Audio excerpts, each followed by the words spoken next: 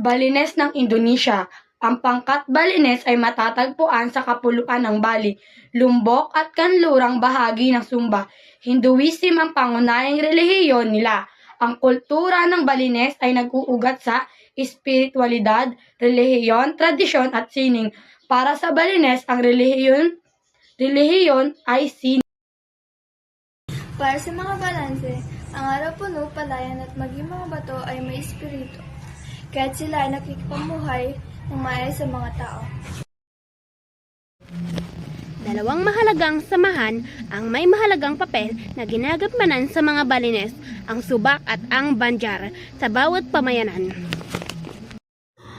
Ang sabak ay samahang pang-integrasyon na ang unang tungkulin ay pagandahin, pagyamanan at isaayos ang mga gawaing pag-agrikultura ng pamayanan.